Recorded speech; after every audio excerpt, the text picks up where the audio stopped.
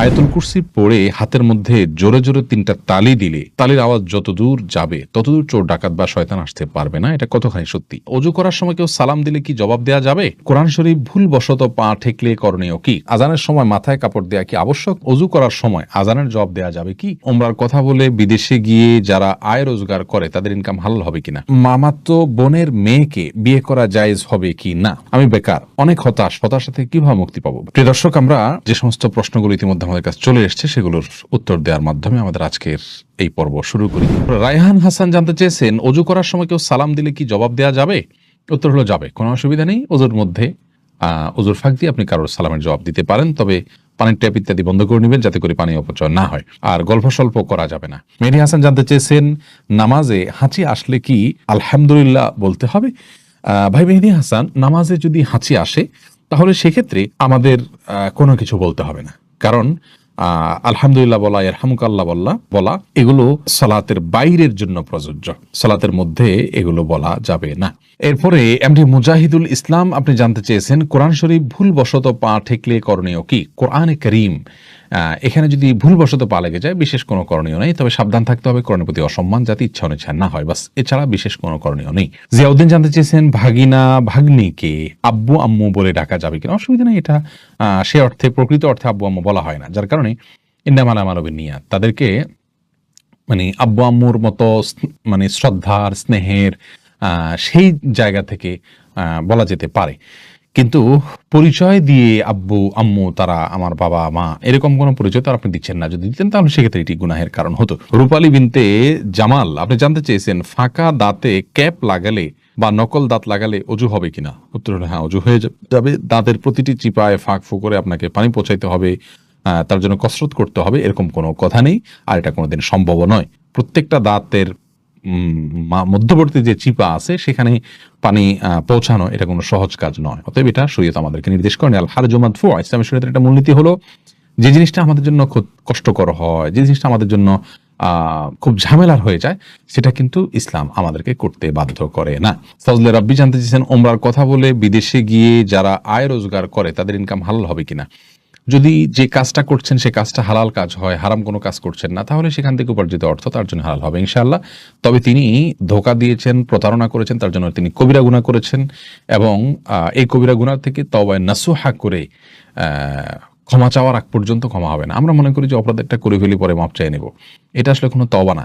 অপরাধ করার পরে লজ্জিত হয়ে নিজের আপনজনকে ভুলে হত্যা করে ফেললে মানুষ যেরকম সারা জীবন সেই পাপের জন্য প্রায়শ্চিত্ত করে, সেরকম প্রায়শ্চিত্ত করতে হবে, এটা হবে তওবা ইনশাআল্লাহ। তখন আল্লাহর কাছে সেরকম গুনাহ থেকে আপনি মুক্তি লাভ করতে পারবেন।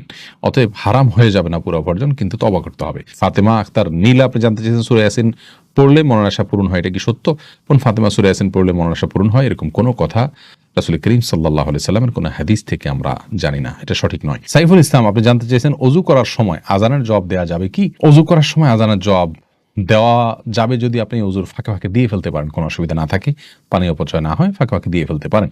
অজুর সময় বিশেষ কোনো দোয়া নেই, অতএব মুখে আপনি সে আমলটা করতেই পারেন। অজুর হাত ধোয়ার সময় এক দোয়া, মুখ ধোয়ার সময় এক দোয়া, পাও ধোয়ার সময়, মাথা মাসা করার সময় এক দোয়া, এরকম বিভিন্ন দোয়ার কথা আমরা জানি, সেগুলো বিশুদ্ধ হাদিস দ্বারাই প্রমাণিত নয়, যার কারণে অজুর ফাঁকে ফাঁকে আপনি আজানের জবাব দিতে পারবেন। মেহেদী হাসান জানতে চেয়েছেন, বিয়ের সময় শ্বশুর খুশি মনে কিছু দিলে নেওয়া যাবে কিনা, বলবেন দয়া করে। খুশি মনে দিলে নেওয়া যাবে, কিন্তু খুশি মনটা বোঝা আসলে খুব জটিল, যে খুশি মন কখন হবে। আমাদের সমাজে কিন্তু শ্বশুররা কালচারের কারণে বলে খুশি হয়ে দিছি, আসলে তিনি কতটা খুশি হয়ে দিয়েছেন তার যদি বিষয়টা যদি আপনি নিশ্চিত হতে পারেন তাহলে সেক্ষেত্রে আপনার জন্য এটা অবশ্যই গ্রহণ করা জায়েজ হবে। এরপরে ফারহানা হক দিবা আপনি জানতে চেয়েছেন, ফরজ নামাজের সিজদা কি বাংলা দোয়া করা যাবে? উত্তর হলো না, ফরজ নামাজ সিজদা বাংলা দোয়া করবেন না। এমনি সাদ্দাম হোসেন জানতে চেয়েছেন, আমি বেকার, অনেক হতাশা থেকে কিভাবে মুক্তি পাবো? ভাই, হতাশা থেকে মুক্তির জন্য আল্লাহর প্রতি ভরসা করতে হবে, এবং আল্লাহ রাব্বুল আলামিনের নিরাশার মধ্যে কিভাবে তিনি আলো মানুষের মধ্যে সৃষ্টি করেন, আলো দেখান মানুষকে, সেই ঘটনাগুলো পড়বেন এবং মোটিভেশনাল স্পিচগুলো শুনবেন, সেই সাথে সিরিয়াসনেসের সাথে কাজ করবেন। আমরা অনেকেই হতাশ হয়ে বসে থাকি, চেষ্টা ছেড়ে দিই। আমাদের চেষ্টা অব্যাহত থাকতে হবে, পরিশ্রম থাকতে হবে, অধ্যবসায় থাকতে হবে, উদ্যম আমাদের মধ্যে থাকতে হবে। সফলতা ইনশাআল্লাহ পদচুম্বন করবেই, অল্প হোক বিস্তর হোক সফলতা আমরা দেখবো ইনশাআল্লাহ, যদি আমরা সেভাবে কাজ শুরু করি। বেশিরভাগ মানুষ হতাশ হন, তাদের একটা বড় অংশ আপনারা যে বিশেষ করে বেকার হতাশ, তারা কিন্তু আপনার সঠিকভাবে পরিশ্রম করেন না, অনেকে ইগো প্রবলেমের কারণে বিভিন্ন কাজ করতে পারেন না, এগুলো সবগুলো ছেড়ে ছুড়ে দিয়ে হালাল উপার্জনের জন্য চেষ্টা করতে হবে। আল্লাহ তাআলা ইনশাআল্লাহ বারাকা দিবেন। এমপি মাহমুদ জানতে চেয়েছেন, মামাতো বোনের মেয়েকে বিয়ে করা জায়েজ হবে কি না? মামাতো বোন সে আপনার মাহরাম নন।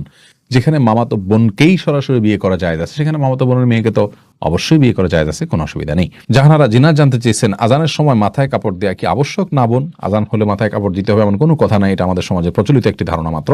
মোসাইব আহমদ জানতে চেয়েছেন, ছোট বাচ্চা মোবাইলে পেশাব করেছে, এখন মোবাইল ফোন পাক করার পদ্ধতি কি হবে? মুছে ফেলবেন, পেশাবের কোনো আলামত না থাকলেই হবে। আর যদি ভিজা কিছু দিয়ে মুছতে পারেন তাহলে সবচেয়ে ভালো, ভিজা কিছু দিয়ে মুছে ফেলবেন যাতে পেশাবের গন্ধ না থাকে। কোনো যদি গন্ধ না থাকে তাহলে কোনো অসুবিধা নেই। যদি খাবার ইত্যাদি থাকে সেটাকে ধুয়ে ফেলবেন, কারণ সেখানে পেশাব শুষে গন্ধ হওয়ার সম্ভাবনা রয়েছে। ইশরাতুস সাদিয়া জানতে চেয়েছেন, 4 রাকাত তাহাজ্জুদের নিয়ম কি? বোন ইশরাতুস সাদিয়া, তাহাজ্জুদের বিশেষ কোনো নিয়ম নেই। অন্য সমস্ত নামাজ আমরা যেভাবে পড়ি তাহাজ্জুদ সালাত আমরা একইভাবে পড়বো। তবে সলাতুল লাইলি ওয়ান নাহারে মাসনা মাসনা, রাসূল আকরাম সাল্লাল্লাহু আলাইহি ওয়াসাল্লাম বলেছেন রাত এবং দিনের নামাজ 2 রাকাত 2 রাকাত, এর জন্য তাহাজ্জুদ 2 রাকাত 2 রাকাত করে পড়া উত্তম।